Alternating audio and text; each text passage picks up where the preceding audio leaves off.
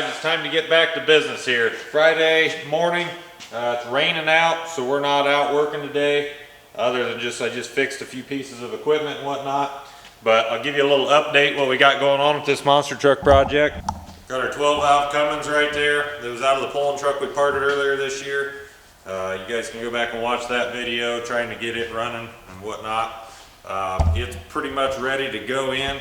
I need to throw the flex plate on it, and I think we can stick it in this chassis. Got this transmission from our buddy Michael Landis. He went through it for us and made sure it was all up to snuff, and put the overdrive housing and the input shaft from Suncoast in it that'll allow that turbo 400 slip yoke. I believe the correct way to do this is we're going to put Loctite on these bolts, bolt this ATS flex plate I got here. It was on a truck that I parted earlier this year. It's billet. It actually has an SFI approved sticker on it right here. It's kind of hard to read, but this thing weighs like twice as much as a stock one, and I just don't see any way these will come apart. They're very heavy. So, but put Loctite on these bolts, put them in the crankshaft, torque them, and then I think what we're going to do is we're going to set the transmission mount in it, the mid plate, set the transmission down in, and then we're going to drop the engine in last. Now the kicker to this is our Garin torque converter and valve body like we run in Merica is not here from Garin yet. They're just stupid busy up there. So they didn't make it in time. So we got a valve body that Bevy had in his red dually in that transmission for right now. It's kind of a pain that we're going to put the tranny down in it and try to get it moving and everything, and to pull it right back out and switch stuff, you know. I really don't recall what the torque specs are on these. We're going to put like 120 pounds on them, call them good. I don't think they'll come loose.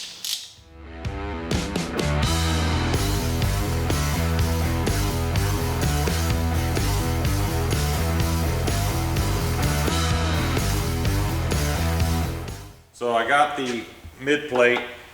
It's got dowels and it's piloted on the transmission. I stuck a couple bolts to it to kind of help hold it on, as you can see right here. So got the transmission mount in place. Got these darn hoses that are kind of fighting us. I might zip tie them over out of the road. But anyhow, slip yoke is in the back of the transmission in that adapter. That is critical to put that in before it goes in here. And now I'm just going to try to set the transmission down in here, see if we can get anything to line up.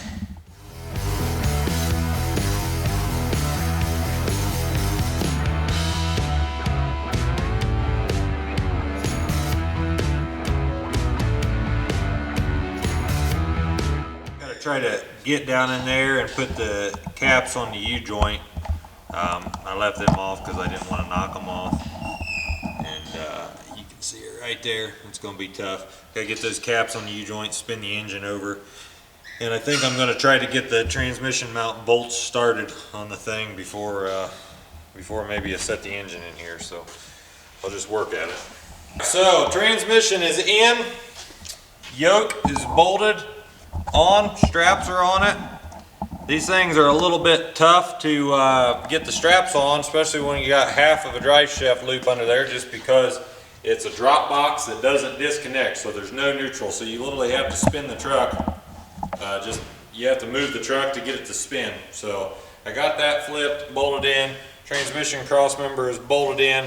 I had to use a couple of washers to shim it to where I felt like it was perfect or as close to perfect, just so that yoke has a little bit of play. You don't want any bind on that. So, but anyhow, other than that, the bracket worked pretty well.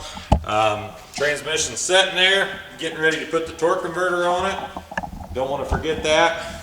Got to have that on before we put the engine in. All right, guys, so as you can see, I think we're ready to put the engine in. Trans is in, bolted tight. Well, I mean, the transmission mount's bolted tight and whatnot.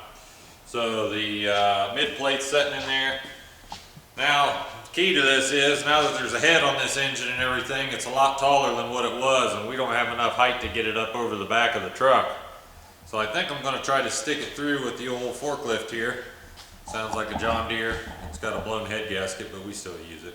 So But anyhow, I'm going to try to stick it through from the side and then get a hold of it with the hoist there with the engine leveler and see if we can set it down in there. I guess we'll see how this works.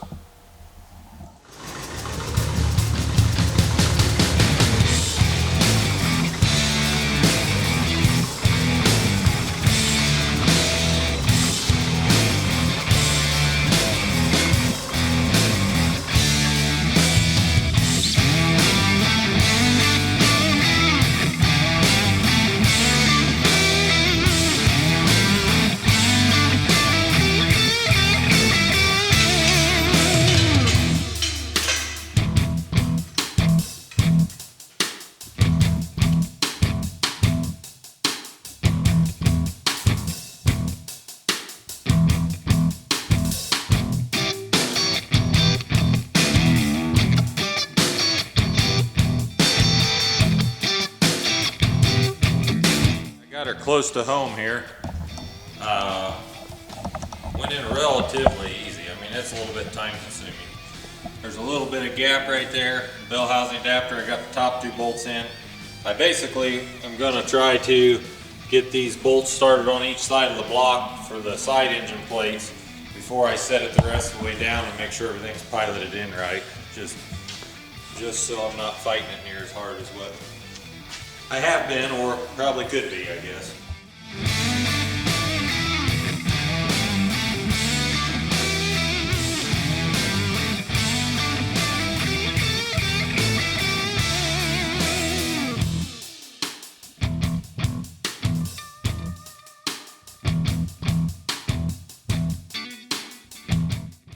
I got all the bolts in, started. This thing is piloted down in. It drawled up nice and flush. All the bolts are in the bell housing here. So the telltale sign to know that your engine's lined up with your converter properly is if the dowels aren't in there, like we don't have since we machined them out, is you can reach down to the bottom. There's an inspection plate underneath there, and you can spin the torque converter by hand. And that center of that torque converter will be piloted into the back of the crankshaft or the flex plate, and that thing spins free as can be. So I think it's all lined up pretty good. So now I'm just going to go through and tighten up bolts, getting everything snugged up and whatever, make sure all the weight's on it, and yeah, move forward. I just put the torque converter bolts in, so the converter bolts are all in there. They're tight. That converter's going to come out soon anyhow, but they're tight and they're good enough to run it around and load it on the trailer and whatnot. Next thing is we're going to take this pretty stainless manifold here. We're going to bolt it on. I've never actually used one of these stud kits. It's kind of a new thing to me, and that is cool. I think that'll make putting this manifold on nice. Usually we use socket head cap screws, but studs are the way to go, and Johnny hooked us up with those, so we're going to put them in there. So Johnny sent a set of brand new single layer gaskets for this thing, for manifold gaskets, but it's a pretty common issue to burn gaskets out of the exhaust manifold on these when you're getting it hot like we do on everything.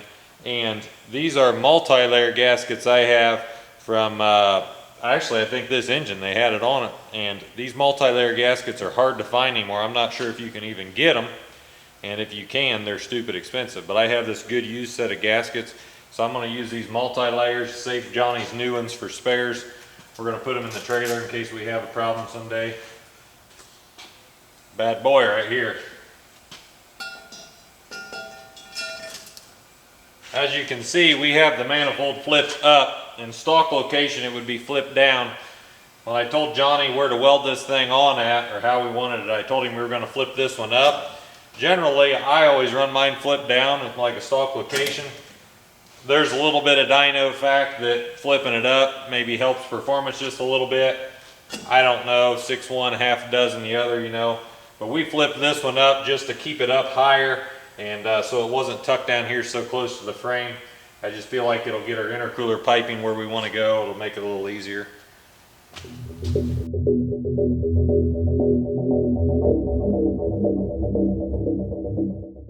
I put 2 plugs in the bottom of the manifold while I was doing it, which they sent. Eventually we'll probably put an exhaust pressure port there so we can monitor that. and EGT, but for right now, just for startup, I just plugged them so there's no open galleys. I put the spacer on that Johnny sent. I never even tried setting the turbo on here without it. It might have cleared. Johnny knows what he's doing, so I'm going to listen to him. I'm going to put the spacer on. I've kind of been undecided about how I want this turbo mount, this big old bad 5-blade thing here. On a stock application, they face backwards like that. If I do that, eventually the intercooler is going to be on the other side of the truck over here. I think right behind the cab. So we'd have to make a pipe go around. It's inevitable. That's going to happen. The only other thing you could do is if you flip the turbo over,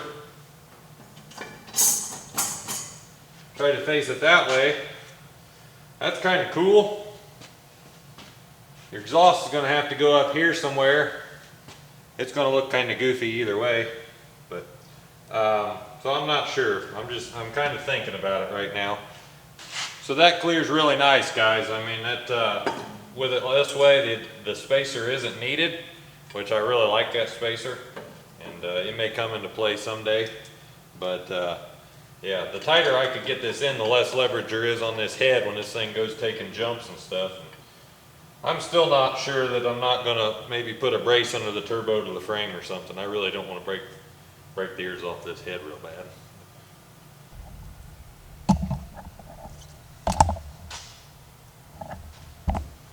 Basically, this has got to be turned, locked down like that. All right, guys, so I kind of did a little more dabbling here since I put the turbo on this thing and whatnot, and pretty much waiting on my fab guy Bevy to get here off work. He's my aluminum welder. I could probably struggle through it, but basically for right now, what I think I'm going to do is we're going to put that piece of aluminum pipe there, use one of Johnny's stainless elbows that I had previously. We're just going to non-intercool it. We're going to put it air to water intercooler on it. It's going to take time to fab that stuff up. This will get the air from point A to point B. That's kind of what we're going for right now. Bevy showed up. He's the aluminum fab guy, so he's working on the intake, like I said. I guess I'm going to get ready to bolt these black pieces of UHMW or something down. Is that what it's called? Yeah, UHMW. It's a really thick, heavy plastic. Really thick, heavy plastic. We put those underneath the radiator mounts just to help absorb some of the shock and some of the wear on the radiators, bottom of them. So anyhow, I'm going to bolt those in and then shove the radiator in this thing. All right, guys, getting later tonight. Making progress still. Basically, got the radiators mounted. There's actually more room there than what I thought there'd be. That's nice to see that. I got to take this fuel cell right here, set it up in there. And then we got to figure out, Bevy's working on the fuel system stuff, mounting the regulator. We're just trying to get some stuff together to get it by. We'll probably go through and clean a lot of this stuff up. We got a little more time, but you know, we say that with everything. America's been the way it's been for like 4 years on a lot of stuff, and it keeps working. So hey, it is what it is, but we're still working at it, so we'll keep updating.